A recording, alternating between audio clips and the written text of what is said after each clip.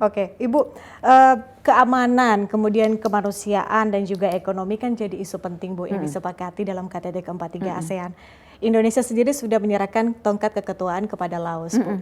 Bagaimana atau apa peran yang bisa diambil oleh Indonesia setelah menyerahkan tongkat keketuaan kepada Laos dalam hal implementasi perjanjian-perjanjian yang sudah disepakati di KTT ke-43 ASEAN ini, Bu? Ya, jadi kita tuh karena ASEAN sudah merupakan satu keluarga, walaupun setiap tahun ketuanya berganti-ganti, tetapi ada sebuah kesepakatan bahwa kita harus harus bekerja dengan mindset sustainable. Dalam artian kalau ini diambil keputusannya maka harus diterjemahkan, harus diimplementasikan, itu sudah otomatis akan jalan. Dan dengan akan berakhirnya keketuaan Indonesia bukan berarti terus kemudian kita duduk nyaman, diam-diam aja, nggak mau membantu, enggak. Saya sampaikan bahwa walaupun kita sudah tidak menjadi ketua, tapi kita berkomitmen untuk tetap memberikan kontribusi pada keketuaan-keketuaan selanjutnya. Tadi saya sampaikan mengenai dari satu KTT ke KTT lain selalu ada benang merahnya. Misalnya di KTT 42, kita sepakat kerjasama untuk membangun industri EV di ASEAN. Di KTT 43 dan di KTT kita dengan ASEAN dengan Plus 3 itu RRT Jepang Korea, itu kita tindak lanjuti. Jadi dari ASEAN kemudian kita tawarkan siapa yang mau kerjasama dengan ASEAN untuk masalah EV baterai. Diambil oleh Plus 3-nya dengan Jepang, Korea, dan RRT. Jadi terus nyambung. Kemudian untuk ketahanan pangan, kemarin di 42 disepakati, di 43-nya kemudian kita hubungkan ASEAN dengan India, ASEAN dengan Australia, ASEAN dengan Kanada, itu untuk pangannya. Nah nanti ini mungkin di KTT selanjutnya untuk pangan akan ada tambahan lagi kerjasama dengan negara mana. Jadi semuanya pasti akan terhubung. Ini tetap di follow up ya Bu Pasti ya, di setiap KTT-KTT yang digelar. Oke, Bu, setelah KTT ke-43 ASEAN, Ibu kan jadwalnya padat sekali ya Bu ya, langsung mendampingi Presiden Jokowi menuju ke KTT G20 di India Bu. Saya ingin mengutip Presiden Jokowi pada sesi kedua pada saat KTT G20, Presiden Jokowi sempat berbicara soal bahwa berharap dunia ini menjadi sebuah keluarga Bu, isinya one family. Ini maksudnya apa sih Bu? Mungkin bisa dielaborasi? Jadi tema sesi kedua itu adalah one family. Jadi tema lengkapnya One Earth, One Family, One Future. Presiden berbicara di One Earth, kemudian One Family. Nah pada saat One Family, Presiden menyampaikan oke ya kita ini kan satu keluarga, planet kita kan cuma satu yang kita huni. Nah, sebagai satu keluarga tentunya kita tidak mau dong rumah kita ini menjadi rusak. Disitulah Presiden kemudian bicara mengenai pentingnya solidaritas, pentingnya kesetaraan, pentingnya kerjasama. Jadi mengingatkan kembali dunia bahwa kalau terjadi sesuatu yang jelek kepada satu anggota keluarga, pasti akan membawa dampaknya kepada keluarga yang lain. Dan Presiden juga mengatakan bahwa di tengah semua tensi naik, maka yang diperlukan adalah obat untuk menurunkan tensi itu.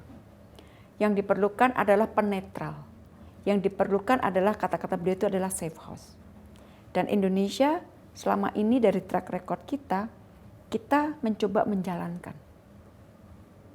Menurunkan tensi, membangun jembatan perbedaan dan sebagainya, dan itu yang kemudian juga menyebabkan kenapa pada saat Presiden G20 kita berhasil juga kemudian menyepakati deklarasi pada saat KTT ASEAN dan juga terutama adalah East Asia Summit-nya kita juga berhasil kembali deklarasi tercapai karena untuk East Asia Summit tahun lalu tidak tercapai kesepakatan.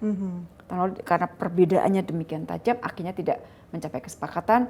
Tahun ini bisa tercapai kesepakatan. Jadi kembali mengingatkan dan G20 Indonesia, KTT ASEAN Indonesia, kemudian KTT G20 India, alhamdulillah berhasil itu mengirimkan pesan kepada dunia bahwa kami dari negara Global South mampu menavigasi situasi yang sangat rumit di tengah pertentangan besar, pemain-pemain besar dipegang keketuaannya oleh the Global South berhasil. Itu sebenarnya pesannya. Oke, Ibu, ini pertanyaan berikutnya, ini pertanyaan yang sangat penting menurut saya, Bu. Karena kalau melihat agenda Ibu dari KTT ke KTT, kemudian dari negara ke negara, saya harus tanyakan, Ibu bagaimana caranya menjaga kesehatan ini? Kalau saya lihat tetap fit ya setiap hari ya, Bu ya. Di setiap pertemuan saya lihat selalu kayak bersemangat gitu loh, Bu. Iya, semangat harus ya, karena kan tanggung jawabnya besar sekali. Dan yang menarik sebenarnya yang saya ceritakan, persiapan KTT kan panjang ya, dan tanggung jawab saya tidak hanya pada substansinya, tetapi saya harus memastikan bahwa semuanya berjalan dengan lancar, termasuk pada saat penyelenggaraan dinner, menunya, sampai menerjemahkan menu dalam bahasa masing-masing negara untuk memberikan personal touch kepada masing-masing negara. Terus mendampingi Bapak Presiden memimpin. Selama Bapak Presiden memimpin itu kan laptop saya itu selalu terbuka. Itu adalah untuk mendapatkan laporan, karena itu kan paralel ya, pertemuan berlangsung, negosiasi jalan terus gitu kan. Jadi kalau ada apa-apa, tim negosiator saya selalu lapor ada apa, dan saya juga kalau ada terjadi sesuatu di luar itu saya semuanya, jadi saya monitor, saya kendalikan dari laptop. Plus misalnya setelah pertemuan ini saya harus bertemu dengan media, itu juga saya harus siapkan sesuai dengan perkembangan. Jadi banyak sekali yang memang harus dilakukan, tetapi balik kepada pertanyaan, kok kelihatannya tetap fit, saya coba makan saya atur ya, dalam artian saya nggak makan karbo, saya nggak makan minyak, saya nggak makan gula, terus saya tetap berusaha untuk olahraga pagi dalam situasi apapun. Kayak waktu KTT itu saya mulai jogging 5:30 pagi karena saya punya target paling tidak 7 km setiap hari. Itu harus saya penuhi, plus ya upayakan tidur, tapi kalau tidur itu sangat tergantung situasi ya, kayak KTT kemarin itu aduh betul-betul nggak selalu tidur cukup dong ya, Bu ya? Nggak selalu tidur cukup, karena yang terakhir itu misalnya di hari terakhir waktu kita negosiasi masih mampet semuanya itu hampir nggak tidur. Karena Amerika harus lapor ke capitalnya, kan udah malam, itu menunggu yang di sana bangun. Jadi kalau sudah hari terakhir tuh biasanya kita semuanya nggak tidur, apalagi kalau mengalami macet di negosiasi itu pasti pada nggak tidur semua. Aduh, saya nggak ngebayang sih, Bu. Sehat selalu, Bu ya. Terima kasih. Supaya kita bisa selalu melihat seorang Retno Marsudi, Menteri Luar Negeri, selalu happy gitu ya. Setiap kali tertangkap kamera. Perempuan itu lebih tahan.